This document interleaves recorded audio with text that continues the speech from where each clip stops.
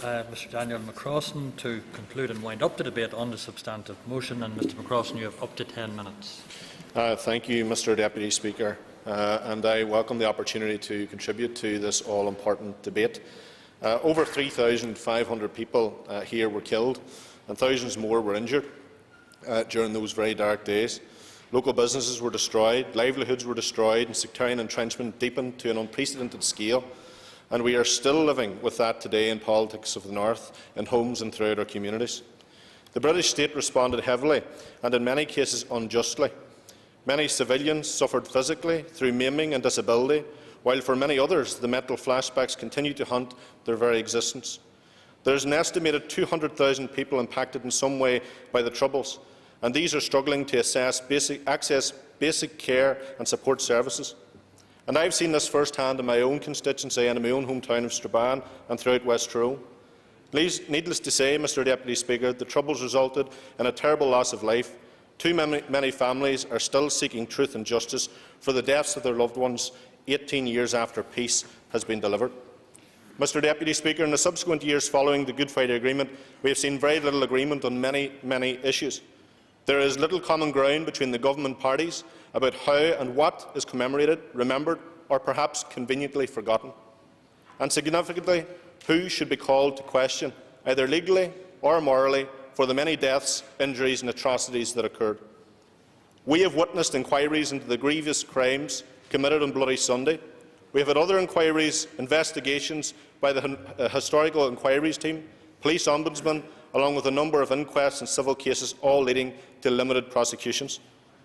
There has been a series of political attempts to address the legacy of the past, most recently from the Eames-Bradley talks right down to the proposals in the Stormont House Agreement. Eames-Bradley, Mr Deputy Speaker, was a high watermark in terms of providing the most coherent and effective way forward in terms of scale, powers and ambition. But in each subsequent conversation or round of talks, this threshold has been degraded substantially, and we have to ask ourselves why. Mr Deputy Speaker, while political parties and indeed the British state all say they are committed to the idea of some sort of truth and reconciliation, but none of them really want their own past dredging up. All of them have something to answer for. Sinn Féin hide behind the mantra, the IRA no longer exists, despite the gross atrocities of the IRA, while others have questions to answer for, no more so than the Oma bomb in my own constituency. It raises the question, what exactly are Sinn Féin scared of? What skeletons are still left in the cupboard? What about abuse cover-ups? What about Jean McConville? What about the disappeared? The IRA inflicted great pain and suffering across the North and their own people, yet Sinn Féin are still found wanting in answering the most fundamental questions. These people, Mr Deputy Speaker, still need closure on the deaths of their loved ones. Mr Deputy Speaker, the British Government also has a lot to answer for, as Mr McCann has alluded to very passionately. Internment of the hundreds of innocent civilians without due process, without trial and without charges, of the litany of human rights abuses carried out by the British state behind closed doors in places like Castlereagh. We have the so-called hooded men, a shoot-to-kill policy used against innocent civilians, and we have had atrocities such as the Ballymurphy 10 and Bloody Sunday. And that's not to mention, Mr Deputy Speaker, the dealings of operatives such as Freddie Scappaticci, Agent Steakknife as he's known, who was an alleged high-ranking British agent in the Provisional IRA responsible for an estimated 50 murders. Against this backdrop, Mr Deputy Speaker, beggars belief what the past could bring up and what has been hidden. But there seems to be little appetite for such emanating from Whitehall, nor is there much prospect of implementing I have a lot to get through. Nor is there much prospect of implementing the Stormont House Agreement due to the historical and perhaps more recent acts of some political parties and the lack of willingness to unearth the truth. The Stormont House Agreement provides for some $30 million to deal with the past. Mr Deputy Speaker, we all know that that is nowhere near enough to deal with the demand for services. Due to the Troubles, hurt, pain and suffering is embedded in our society. This is evidenced by the fact that requests for services is up by almost 30% year on year. But as more and more people come forward, there is not the capacity to deal with such demand for justice services, health services or social services. Services, Mr Deputy Speaker, that should be in place 18 years later. I will not.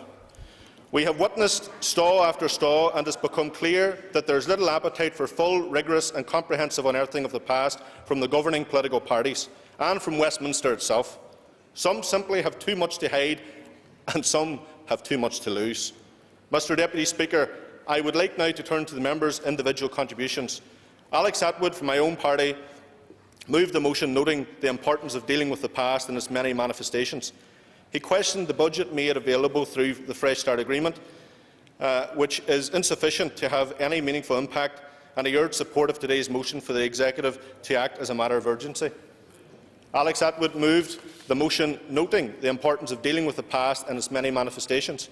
He questioned the budget made available through the Fresh Start Agreement, which is insufficient to have any meaningful impact, and he urged support of today's motion, as I have already touched on. Mr Frew outlined the DUP's position, stating that there needs to be a holistic approach to dealing with the past and that this must be a matter of urgency. I don't think any of us will disagree with that. Mike Nesbitt, leader of the Ulster Unionist Party, gave some personal accounts of the issues facing victims and highlighted the important need to have support mechanisms in place for the many people and families impacted by the past.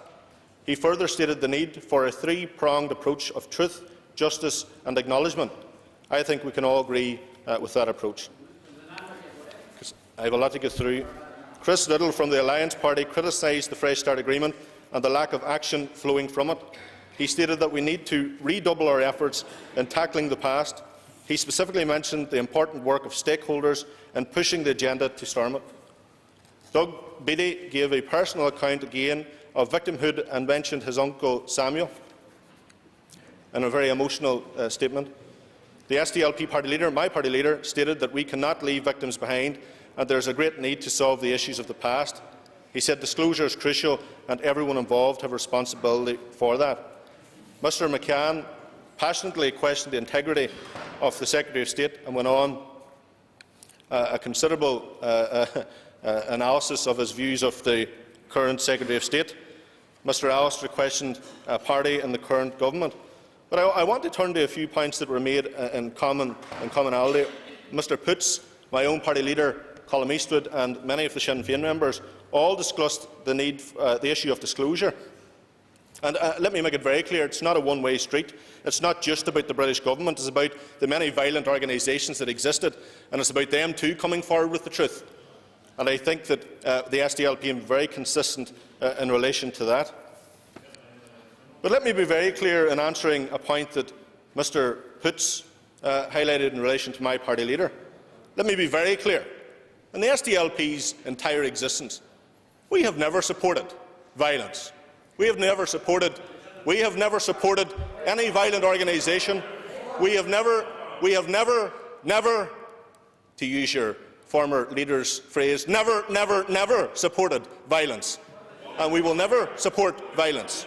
And I totally reject, Mr Deputy Speaker, Mr Poots' comments.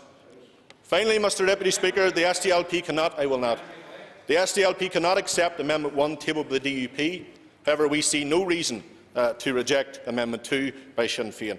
Therefore, I urge support of the motion as amended. Thank you, Mr Deputy Speaker.